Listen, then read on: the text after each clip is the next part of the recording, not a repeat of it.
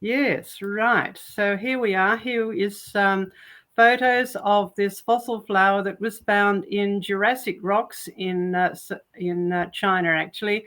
And so that accounts for its name, which is up the top there, Flora germanis jurassica.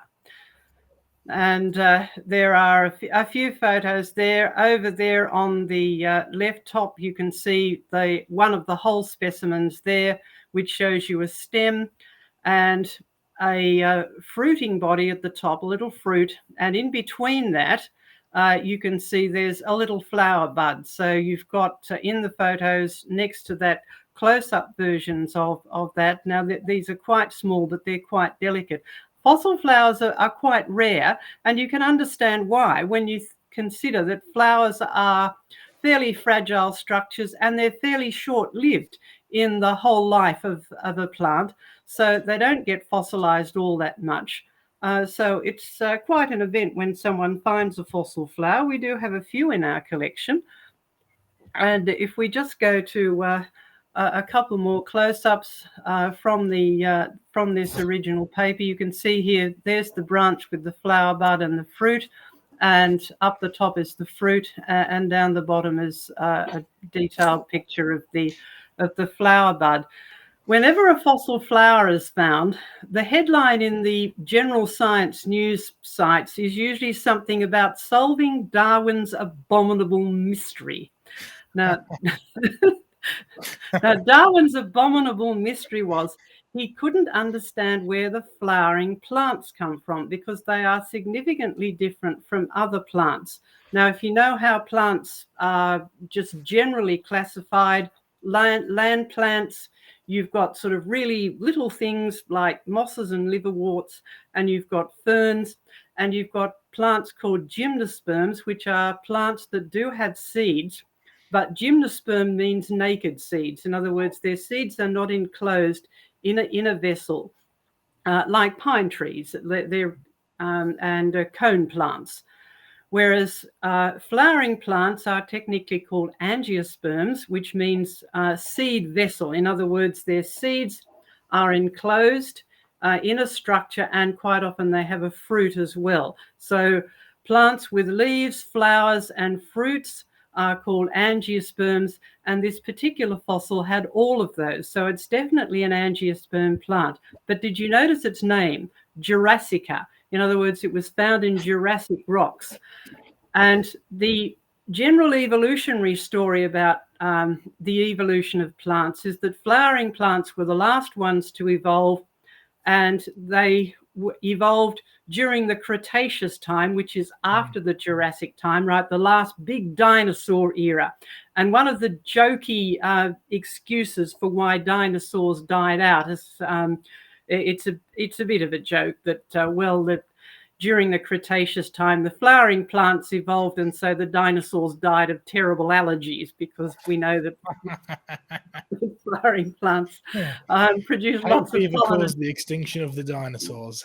Yes, that's right. It's one of the. Someone should write a book, 101 Ways to Rid Your Planet of Dinosaurs. There are so many excuses.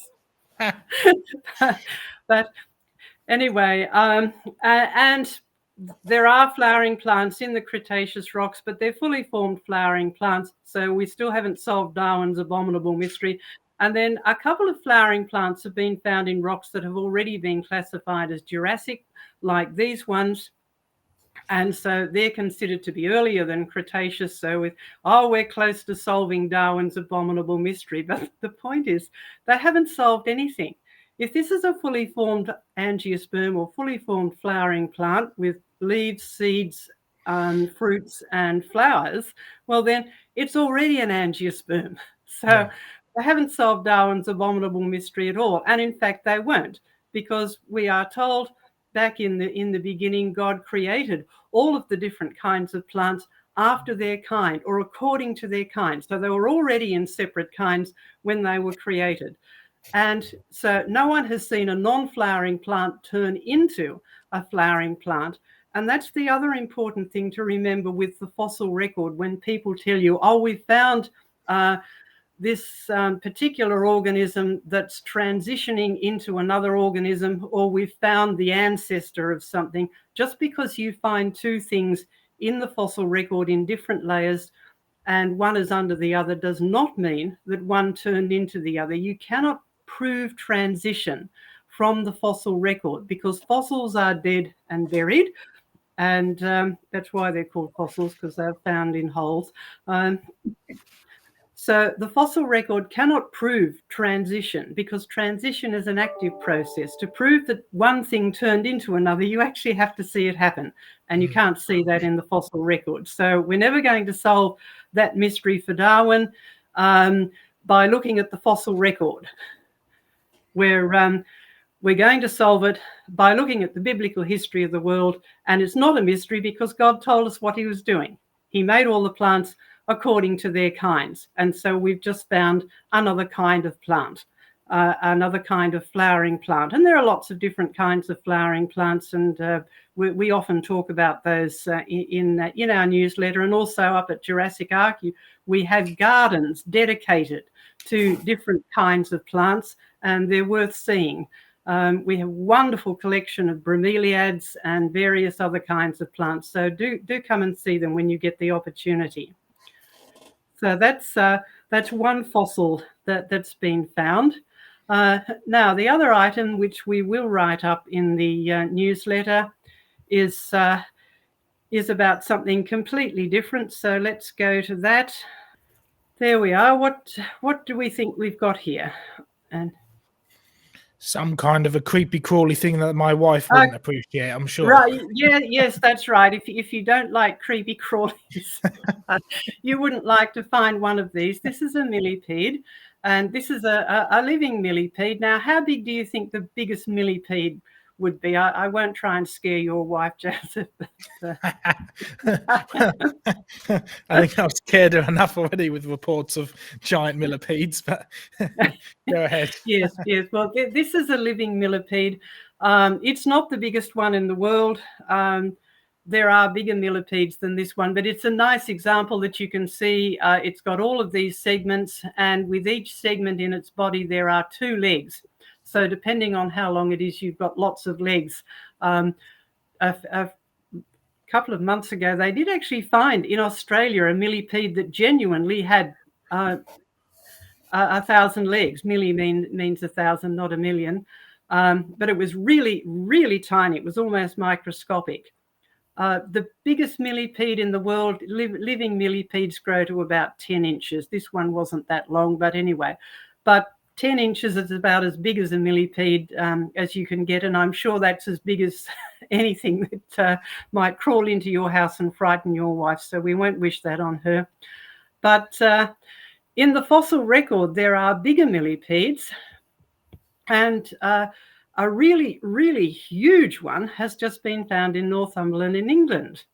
And it's from a group of organisms called Arthropleura. And the people who wrote this up described it as the largest arthropod in Earth's history. And they found not a whole arthropod or a whole millipede, but they found enough segments of it with enough structure to be able to estimate how big it was and how long it was. And they came up with the answer there. This is from their actual paper. The original organism is estimated to be 55 centimetres in width. That's a little bit less than 2 feet in width, right? And 2.63 metres. Now, that's well over 8 feet and weighing about 50 kilograms. Now, that is a seriously big creepy crawly. You wouldn't want one of those crawling into the house. It'd probably knock over a few pieces of furniture and do all sorts of damage. Even outside, you wouldn't want to run into one of those if it weighed 50 kilograms. Now, we've known about these for a while, and in fact, we have some in our collection. And this is a photo from an expedition that John went on. He is one of our colleagues, and this was in Nova Scotia in Canada. And it's been filmed, and at this expedition they found these footprints of a giant millipede. Now, to give you an idea of how big this was, here we are for scale with someone who looks a bit familiar. And you can see, cold by the looks of things. And very, very cold. That's why everyone's all rugged up and covered up with just their faces peering out, whether they're behind the camera or in front of it. Indeed. So whatever made this was a seriously big creature. And in fact, in a museum in Canada, they do have a museum mock-up of what this creature might have looked like and how big it was. Now, you can see from the display here, they've displayed it there with a child next to it. This new one was even bigger than that, right? 2.6 meters, we said is nearly 8 feet long. Now, this is another common thing we find in the fossil record, and also on that expedition that John was there with his colleague taking the film of it, was this giant amphibian footprint. The fossil record contains lots of giant things. We've done a bit of that in some of the creation conversations, and maybe that's something that we could do a little bit more on about giants. It's an interesting topic in the fossil record. The fossil record is considered to be the history of life, but in fact, it's the record of death and degeneration. So we find things that are extinct, meaning they used to be alive and they've died out. The giant millipedes used to be alive, they've died out.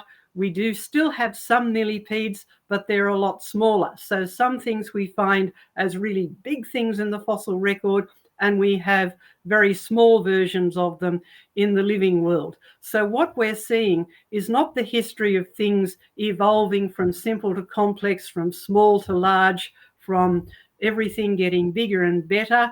What we're seeing is things dying out, things shrinking, and things degenerating. So the fossil record, in fact, is a very sad history of death and disease and degeneration. So don't think evolution when you think the fossil record. Now, we're going to explain a little bit about the history of where those ideas came from with some fascinating experiments that John's been doing. But just keep that in mind. When you see a fossil, you are looking at something that is dead. What does it tell you? It doesn't tell you where things came from, because the fossil flower was already a fully formed angiosperm or flowering plant. So it's not going to tell you where flowering plants came from. It's just going to tell you that flowering plants were there and they got buried. And in order for a flower to be fossilized, it has to be buried rapidly. Or if you find something that is very large in the fossil record, or is only found in the fossil record, you've got evidence of death and loss. You don't have evidence of life evolving or things getting bigger and better.